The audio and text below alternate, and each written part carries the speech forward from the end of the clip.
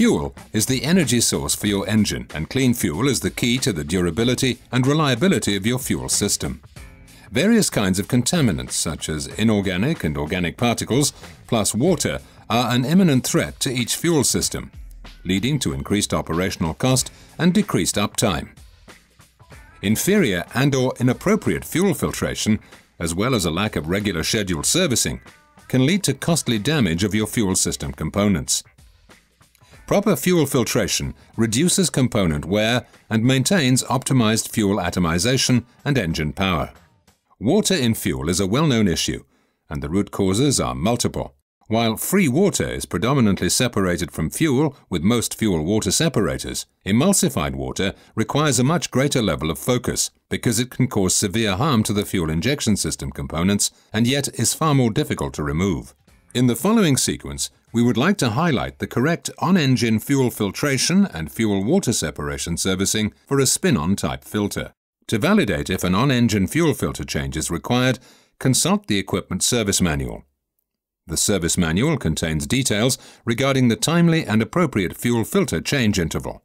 Whenever a filter service is required, make sure the workshop is set up appropriately and the necessary tools and equipment are to hand to ensure the safe and smooth execution of this task. Always ensure you have the correct personal protective equipment available for the task in hand. The following setup and equipment, in order of need, are required for a fuel filter change.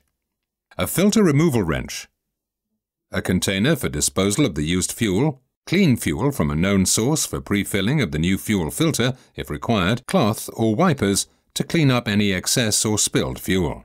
The equipment manual contains the original equipment part numbers for all filtration parts, including fuel filters. The original equipment part number allows you to identify the correct FleetGuard product. Always verify by using the equipment service manual the original equipment part number, which allows you to cross-reference to a genuine FleetGuard quality filter that meets the product specifications of the original equipment manufacturer.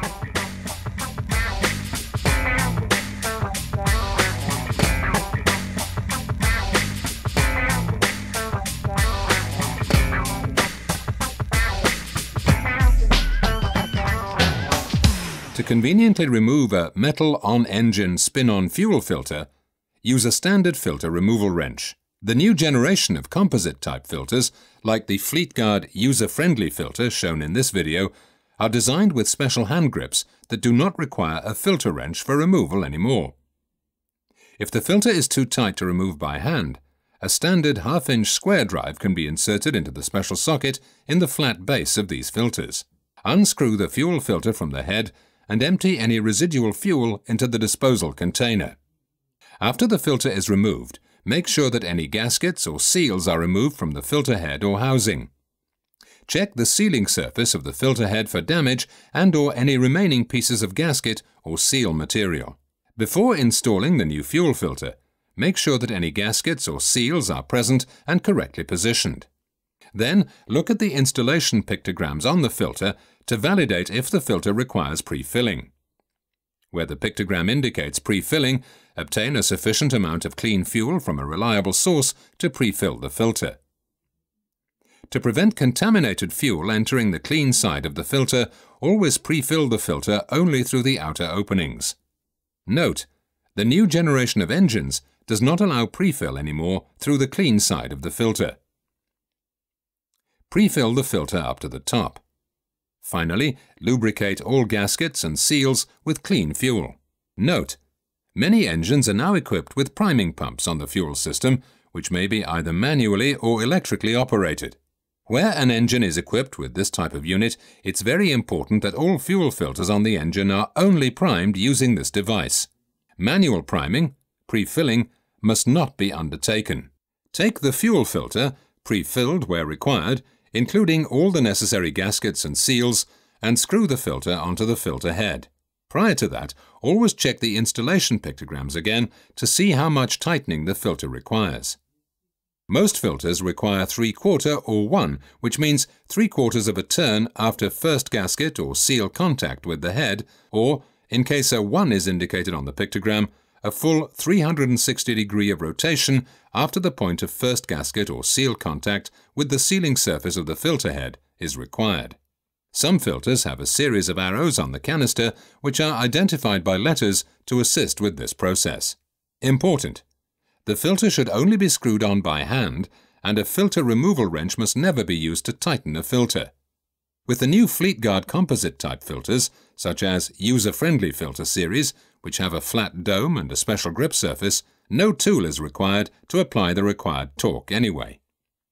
It is very important that the correct amount of rotation after gasket or seal contact is achieved, otherwise the filter may leak. In the event that the correct amount of rotation cannot be achieved by hand, a special metal band clamp, which will not damage the canister, can be used for the final tightening phase of the operation.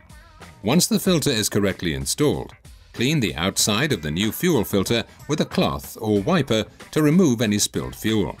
Then start the engine and check for leaks.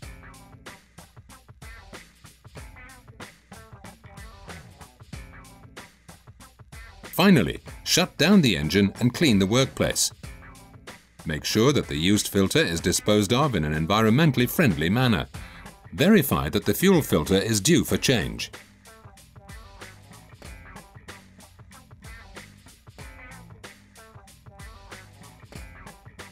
Prepare the workplace.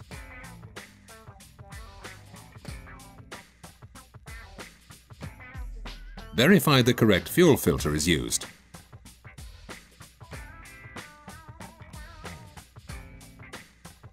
Remove the used fuel filter.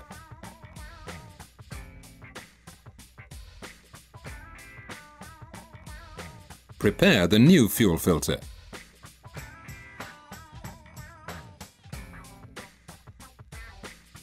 Place the new fuel filter.